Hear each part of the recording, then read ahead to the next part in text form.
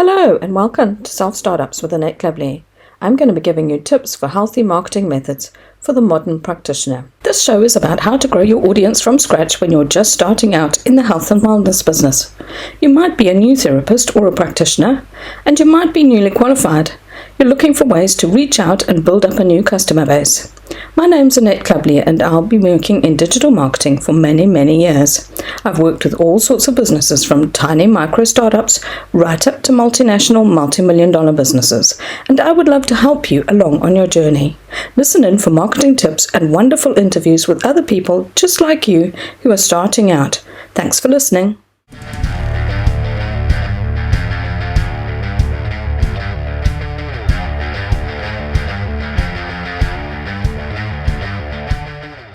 Hello and welcome to Self Startups. Today I'm going to be talking to a busy mom about how to find the time for self-care. The same problem shows up when you're trying to start a business from scratch as a parent and you need to find the time for marketing.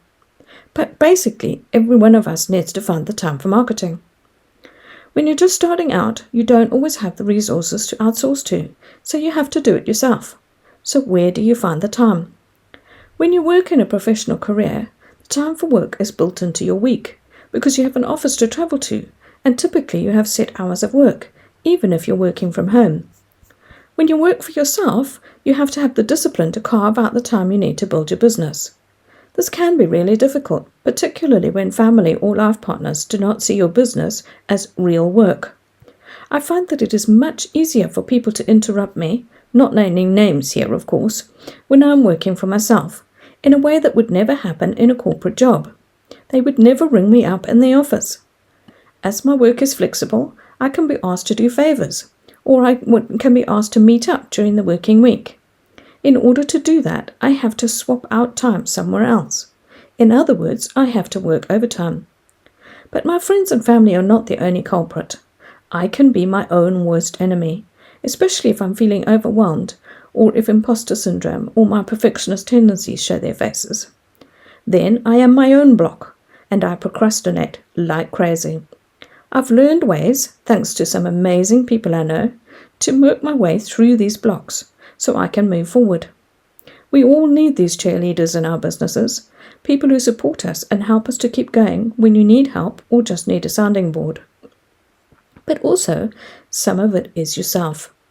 I find it really useful to take time to remember why you are doing what you do. This provides you with the motivation to do the work you need to do. Stick it on a sticky note and put it somewhere that you can see it often. Another tip I like is to plan out your marketing and batch production wherever possible, rather than doing your marketing on an ad hoc basis, which depends on how you're feeling that day.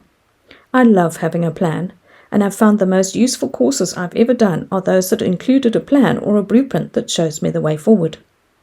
Well, I have a plan. It's outlined in my program, Audience Building from Scratch. Check it out if you need a plan for your marketing. Next, I'm going to be talking to Rachel Ehring. We're going to be talking about the connection between self-care and music. Rachel is based in Irvine, California. She was a professional musician and she's now a parent. She's had to deal with the emotional transition from professional to full-time mom. She has 3 tips for caregivers on how you can carve out the time for self-care. It's worth a listen.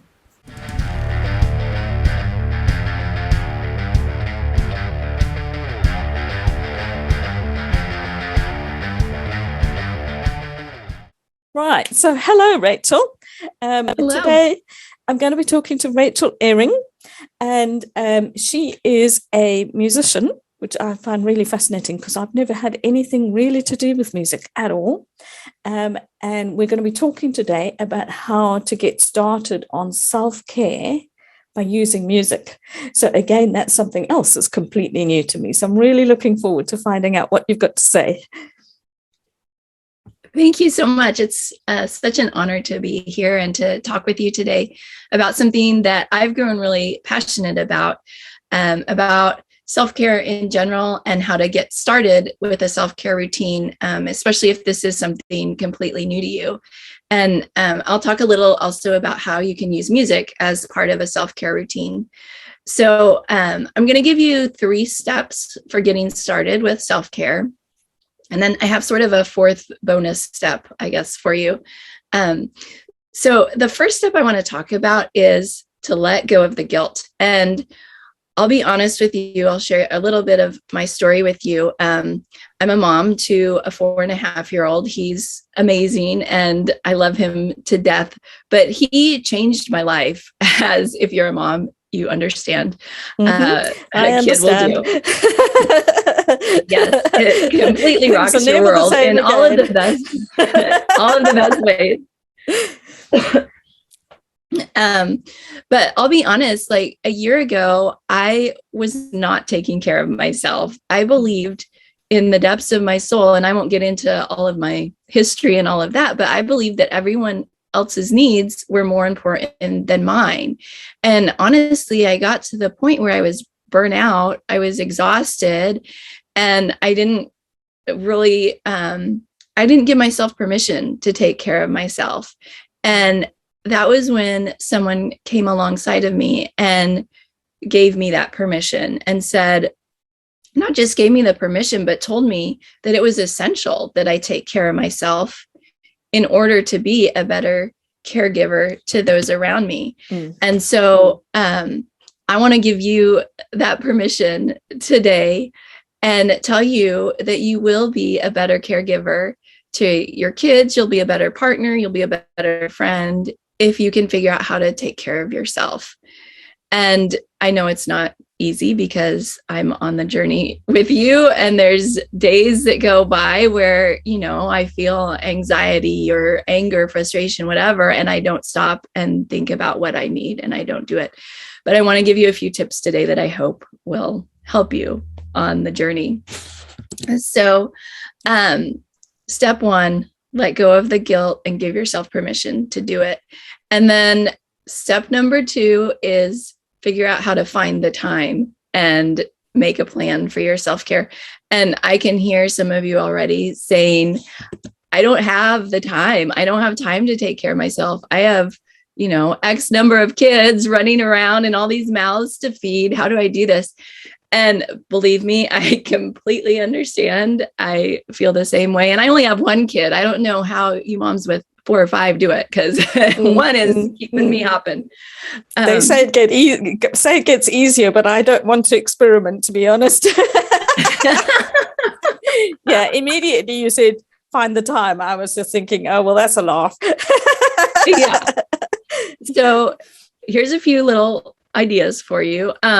First of all, I would say just start small. Like if you can find 10 minutes a day, and you might say, I don't have 10 minutes a day, and I'm going to give you some ideas of where you might find it. But even 10 minutes a day, I think, can make a big difference, especially if you're intentional about what you're doing with those 10 minutes and not just, I'm going to watch The Real Housewives or whatever. I mean, that might be your self-care, is watching The Real Housewives, but I think we can be a little more intentional about it. So a few tips for finding that 10 minutes. Think about your day and think about if there's anything in your day that maybe you could automate or do ahead of time. For one example that I like to think about is how much time, if you don't use any kind of meal plan or menu or anything, how much time do you think about or do you spend thinking about, what am I going to make for dinner? What recipe am I going to use? Do I have the ingredients? Oh, I need to run to the store. What if you, at the beginning of the week, set all that up, made a menu, just sketched out what you're going to do for the week, made your shopping list, and it was done? There are days when I find myself thinking about what we're going to have for dinner, probably like 18 times during the day. And then like I finally make a plan and then I forget what I planned and then I have to think about it all again, you know? So what if something simple like that, you set it up ahead of time so you didn't have to think about it? Another idea, what if you have a supportive partner, if you could ask them for something really specific, like they could do school drop off in the morning so you would have a little time, or they could watch the kids for 20 minutes after dinner. Or I think you have to let them know how important this is, first of all. And then if you can make a specific plan, not just say, oh, I want to do some self-care. Can you help out? But say like, I want to do a meditation for 15 minutes after dinner. And I think hopefully they would be on board with that if you come to them with something specific like that. Yeah. Story time, something like that. Can you take story time, which will buy me 10 minutes? Yeah. Yes. Yeah. If you gave them an activity that they could do, could you play Play-Doh with the kids for this amount of time? Then it makes it so easy for them to say yes. And then you might be able to find 10 minutes of time that you already have, maybe after your kids go to bed or something. I'll give you a little example. It's not related to self-care directly, but when I decided to start my own business, I was working full-time and thought, there's no way I have time to do this. I have a toddler at home, I'm working, but it was something I was passionate about and wanted to do. And so I looked at my day and I thought, well, I could probably do 30 minutes after my son goes to bed.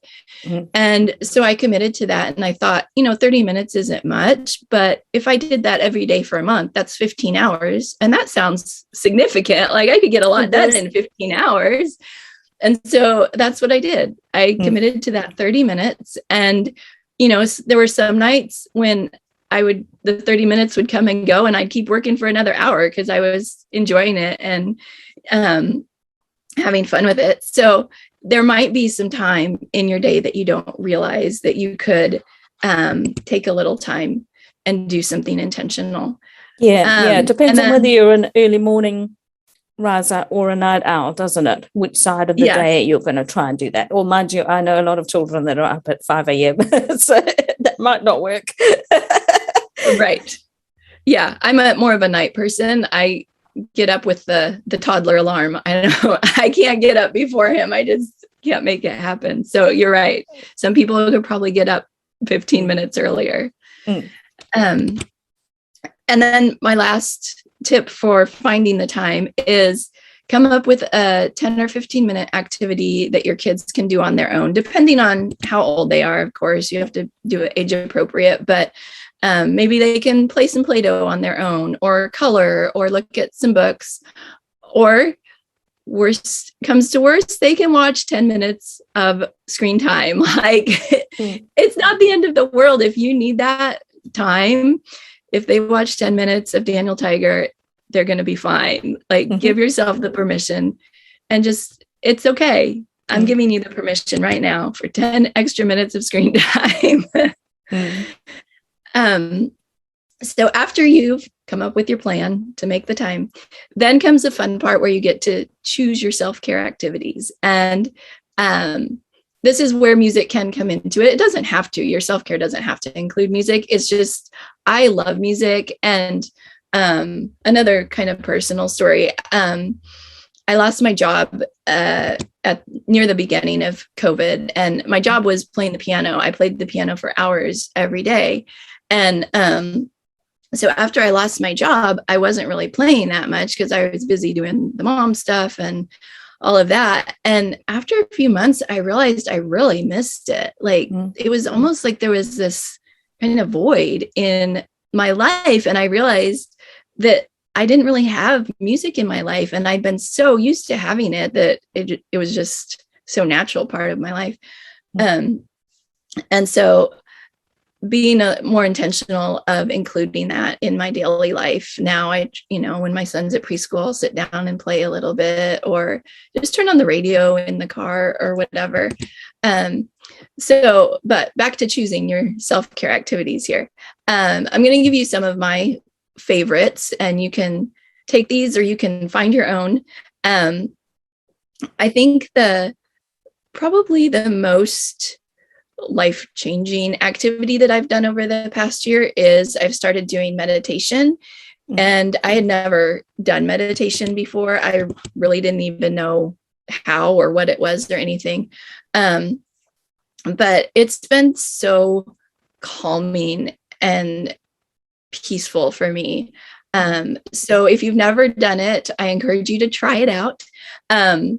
you can go on YouTube and find free meditations that will tell you exactly what to do. I really like the Boho Beautiful channel. They have really nice ones that are short and uplifting. So that's one. And usually there's music involved in the meditations. I've created a couple on my YouTube channel, and I'm hoping to put a few more on there soon. Okay. I'm kind of in process with that. Mm-hmm.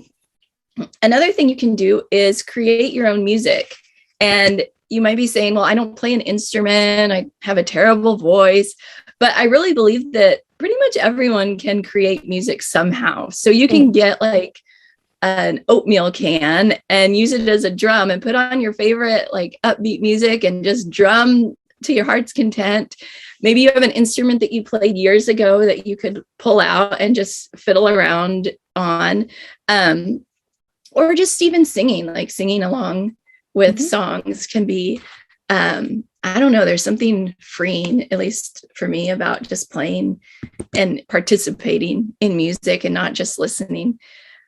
You can also listen to your favorite music and move your body. I think we all know that movement is a great self-care activity. So whether it's exercising or stretching or yoga, whatever it is, movement and music go great together, and it will really, enhance your mindset. I don't know. Somehow it always gives me clarity of mind, I think, when I am moving my body consistently. It's interesting, isn't it? Because all three are things that you do as a child, and then you grow out of as an adult. And as you say, you kind of don't give yourself permission to do those things anymore. And when you've got a small child around, you realize that you used to really love doing those things. And because there's a small child around, you've got an excuse, don't you? That's so true. Yeah, I know. Like even playing, I think, can be self-care, just playing with your child and not like allow yourself permission not to think about the to-do list and the dishes and everything, and just enjoy playing with them. And actually my last self-care activity that I'm going to talk about is related to that. So thank you for that little transition. My last one is doing something creative, and you can put on some music in the background, like some soft instrumental music, and find a creative activity that you love. It might be journaling, it might be crafting, maybe writing gratitudes. Gratitude is such a helpful activity, I think. A gratitude journal, or just writing out what you're thankful for. And all of that can be done to your favorite music or to some nice soothing music. So find what speaks to you. You can try them all out, try a bunch of things and see what makes you feel calm and what helps with your anxiety. I mean, I really believe that self-care can help with anxious thoughts and can help with sleep and all sorts of health benefits, really, where you're doing it for yourself. You don't have to go to a doctor or take medicine or anything. You're doing that care for yourself. So those are my 3 steps. And then I told you I would have kind of a 4th bonus one. So I believe that it's really important to model self-care for your kids. And so I call this kind of family self-care, things that you can do as a family that are modeling to them the importance of taking care of yourself and them taking care of themselves. So a few of those that I like are going for nature walks. Getting out in nature is so good for our souls. And that can involve moving together, exercising together, stretching together, whatever it is. Another one is put on music and play Play-Doh together. So one of the things that I like to do is I have like some grown-up Play-Doh. It's lavender scented Play-Doh, and it's so relaxing and soothing. And so I'll play with my grown-up Play-Doh, and my son will play with his Play-Doh, and we can have some nice music on in the background. And it's just a nice, like, bonding, relaxing activity for us to do together. And then your social media username is starting to make sense. The what? Oh yeah. Yeah, green lavender. Yeah. I was talking about gratitude, and this is also something that you can do with your kids. I think encouraging them to think about gratitude. My son, especially we're recording this right before Christmas, so Christmas coming up, he's all about, I want this toy, I want that toy, blah, blah, blah. And I think if we can encourage them to think about what they're grateful for, whether it's writing it down on a whiteboard or something, or talking about your favorite parts of the day and then turning that into a gratitude. I think it's so essential to model that for our kids, that gratitude mindset. Mm-hmm. And just letting them see you take care of yourself, letting them see that you're doing a meditation or see that you're going to go out for some exercise or whatever. Well, it's so good for them to see us taking care of ourselves and not always putting everyone's needs before our own, like some of us are apt to do, myself included. So that's kind of what I have for you today. Just a few short little tips for getting started with self-care and how you might incorporate music into it. Yeah, I love those because they're small. And as you say, you could get them into in 10 minutes of a day. And they would be easy for just about anybody to do. And I think, and you've touched on it, the most important thing is that then the models for your child that it's okay to do this so that they continue to do this as they grow up and they don't lose it. And, that's got to be worth its weight in gold. You can't look after your family unless you've looked after yourself first. Right. Which isn't, and we have to fight this, the guilt about, oh no, I can't put myself first all the time, which you touched on at the beginning. So how do you work with people at the moment? Do you work with people one-to-one, or do you work in a group, or how do you work with people at the moment? So at the moment, I'm really just getting started with this because I've been a musician my whole career. So this is kind of a transition period for me. So honestly, right now, because of COVID, I'm not working with people, but I am, I'm pretty active on Instagram. And so I'm making a lot of connections there and, DMing with people about different ideas. And I'm currently, as you know, building a course. And so I'm hoping through the course, I'll be able to connect more with people. And I'm hoping to start maybe a Facebook community or something along with the course to mentor and help people more along the journey. So right now, a lot of it is just Instagram and email and things like that. Okay. Do you think, because that sort of transition from being a musician, a full-time musician, and into being a full-time mum, it must have similarities to people who have gone from the corporate, commuting, corporate long hours, sort of really disciplined, devoted to that, to the I'm a mom now. There must be a correlation. There must be not correlation, but a similarity there between the two.